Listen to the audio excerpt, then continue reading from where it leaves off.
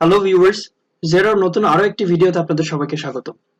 বিগত ভিডিওতে আমি ইনভয়েসের বিভিন্ন বিষয় নিয়ে আলোচনা করেছিলাম। আজকে দেখাবো যদি বাকিতে সেল না করে, ক্রেডিট সেল না করে ক্যাশ সেলস করে তাহলে সেটা কিভাবে রেকর্ড করতে হবে। আমরা জানি ক্রেডিটে সেল করলে ইনভয়েসিং করে থাকে এবং ইনভয়েসিং করার মাধ্যমে অ্যাকাউন্ট রিসিভেবল বেড়ে যায় এবং সেলস অ্যাকাউন্টে হিট করে, সেটার কারণে সেলসও বেড়ে যায়। সো আমরা জানি ক্রেডিট সেলস এর এন্ট্রি হচ্ছে account receivable debit sales credit. So আমরা যখন একটা ইনভয়েস করি, এখানে প্লাসে যেয়ে যখন একটা ইনভয়েস ক্রিয়েট করি, সাথে সাথে অ্যাকাউন্ট রিসিভেবল বেড়ে যায় এবং সেলস বেড়ে যায়। সেক্ষেত্রে আমাদের যেটা করতে হয়, জেরোতে ইনভয়েসটা অ্যাপ্রুভ দিতে হয়। আচ্ছা, তো আজকে দেখাবো কিভাবে ক্যাশ সেলস রেকর্ড করব। আমি যখন ইন্টারফেস ডিসকাশন করছিলাম জেরোর, তখন বলেছিলাম এই রিসিভ মানি থ্রোতে আমরা যে কোনো ক্যাশ সেলস করব অথবা যে কোনো ক্যাশ রিসিভ করলে সেটা রেকর্ড করব। ইনভয়েসের মাধ্যমে কোনো ক্যাশ সেলস রেকর্ড করা যাবে না। সো আমি আবারও বলছি, ক্যাশ সেলস রেকর্ড করতে হলে আমাদেরকে এখানে রিসিভ মানি অপশনে ক্লিক করতে হবে। সো এটার জন্য আমি একটা রিসিট ওপেন করে নিচ্ছি। সো এটা একটা সেলস রিসিট। এখানে কয়েকটা প্রোডাক্ট আছে, প্রোডাক্টের নাম, রেট, কোয়ান্টিটি। এটা দেখে আপনারা কেউ মনে করে ফেলবেন না এটা একটা ক্রেডিট সেলস এর ইনভয়েস। এখানে লেখাই আছে সেলস রিসিট, অনেক সময় ক্যাশ রিসিট লেখা থাকবে, অনেক সময় ক্যাশ সেলস লেখা থাকবে। সো আমাদেরকে ডকুমেন্ট দেখে বুঝতে হবে আসলে এটা কি বাকিতে সেলস নাকি ক্যাশে সেলস। সো ক্যাশে যদি হয়ে থাকে তাহলে সেটা আমাদেরকে ওভাবে রেকর্ড করতে হবে। সো ক্যাশ সেলস রেকর্ড করার জন্য আমাদের এখানে প্লাসে যে রিসিভ মানিতে ক্লিক করতে হবে। আমি রিসিভ মানিতে ক্লিক করছি। রিসিভ মানিতে ক্লিক করার পর কোন অ্যাকাউন্টে টাকাটা যাবে, সো ধরে নিচ্ছে আরএইচবি সেভিংস থ্রোতে আমি টাকাটা রিসিভ করব। সো আরএইচবি সেভিংস অ্যাকাউন্টটা চুজ করে দিচ্ছি।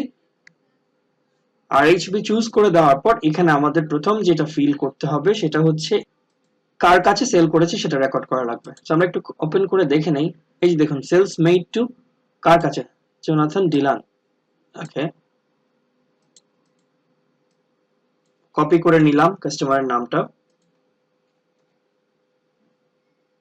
এখানে দেখাচ্ছে না, সো আমি নতুন করে নিউ কন্ট্যাক্ট হিসেবে সেভ করে নিলাম। এখানে ক্যাশ সেলস এর যেসব কাস্টমার, ওদের ডিটেলস বেশি আমাদের রাখার দরকার নাই। যদি আমরা এমন কোনো নাম পাই যেটা ক্যাশ সেলস এর, সেটা অন্য কোনো ইনফরমেশন না পাই, আমাদের ওয়ারিড হওয়ার দরকার নেই, কারণ যার কাছে ক্যাশে সেলস করেছি সে আমাদের টাকা দিয়ে চলে গেছে। সো তার রেকর্ড আমাদের বেশি না রাখলেও চলবে।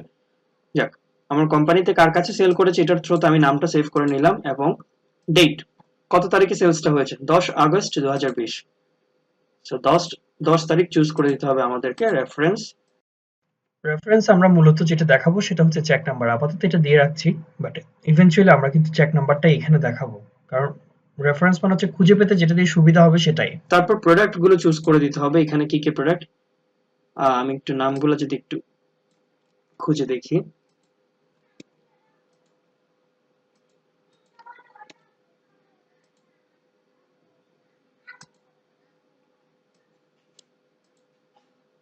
সো প্রোডাক্ট গুলো একটু সিলেক্ট করে দিচ্ছি।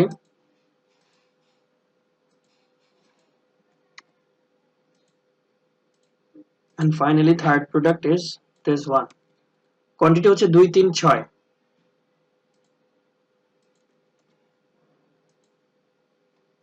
কোয়ান্টিটি ছিল 2 3 এবং 6। ট্যাক্স রেট ছিল এখানে 6%। তো এখানে আমাদেরকে ট্যাক্স রেট দিতে হবে স্ট্যান্ডার্ড রেটেড সাপ্লাইজ, যেহেতু আমরা সাপ্লাই করেছি, সেল করেছি। যদি আমরা কিনতাম তাহলে পারচেজটা চুজ করতাম। এখানে সবগুলোতে 6% অ্যাড করে দিলাম, যেহেতু আমরা সেলস রিসিটে দেখতে পেয়েছি এটা 6%। সো সব অ্যাড করার পর আমরা একটু মিলিয়ে দেখব। আপাতত আমাদের অ্যামাউন্ট হলো 4280, আর এখানে এটা আমরা একটু যদি মিলিয়ে দেখি, টোটাল 4280.28।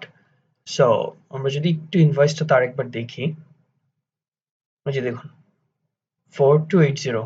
ওকে, এখানে তাহলে আমি বলেছিলাম চেক নাম্বারটা রেফারেন্স হিসেবে দিব যেন আমাদের ট্রানজাকশনটা ব্যাংকে খুঁজে পেতে ইজি হয়। সো আমি চেক নাম্বারটা কপি করে এখানে দিয়ে দিচ্ছি। যে কোনো একটা দেওয়া যাবে, আমি জাস্ট চেক নাম্বারটা দিচ্ছি। ওখানে যেটা রেফারেন্স লেখা আছে ওটাও দেওয়া যায়, নো ইস্যু।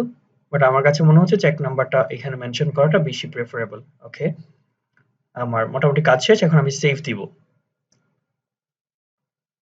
সেভ দেওয়ার সাথে সাথে অ্যামাউন্টটা ব্যাংকে চলে যাবে। সো আমরা যদি এই ব্যাংক আরএইচবি ব্যাংকের আমরা ট্রানজাকশনে দেখি, তাহলে আমরা জোনাথন ডিলানের একটা অ্যামাউন্ট দেখতে পাবো চেক নাম্বারটা সহ। এই যে দেখুন, এখানে কিন্তু চেক নাম্বার সহ অ্যামাউন্টটা দেখাচ্ছে। সো এইভাবে তাহলে আমরা একটা ক্যাশ সেলস রেকর্ড করে নিতে পারি। তো আরএইচবি ব্যাংকের ট্রানজাকশনে আমরা দেখতে পাচ্ছি 10 অগাস্টে সেলসের টাকাটা শো করছে। আরেকটা কথা হচ্ছে এখানে ইনভয়েসের টাকা আমরা রিসিভ মানি থ্রুতে রিসিভ করতে পারবো না। ইনভয়েস অর্থাৎ বাকিতে সেল করলে সেটা রিসিভ মানি থ্রুতে রিসিভ করতে পারবো না।